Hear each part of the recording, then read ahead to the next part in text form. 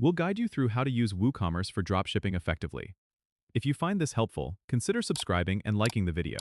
First, go to your WordPress dashboard and make sure you have WooCommerce installed and activated. If not, head to the Plugins section, click on Add New, search for WooCommerce, and install it.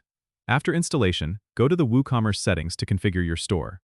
You'll need to set up your currency, shipping options, and payment gateways. Now, for dropshipping, you'll want to add a plugin that supports it. A popular choice is AliDropship WooCommerce. Install it by going to Plugins, clicking Add New, and uploading the plugin file you purchased from AliDropship. Once activated, you can configure the settings like import settings, pricing rules, and auto updates. Now, let's start adding products. Go to the AliDropship WooCommerce dashboard and click on Import Products.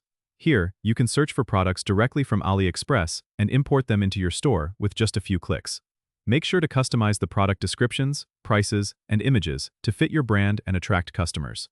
Once you've added products, set up your automated order fulfillment. In the AliDropship settings, enable automatic order placement so that when a customer places an order on your site, the order is automatically sent to the supplier. This saves you time and ensures quick processing. Finally, test everything before going live.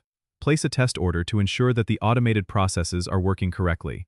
Check your email notifications, payment processing, and order tracking settings. By following these steps, you can efficiently run a dropshipping business using WooCommerce.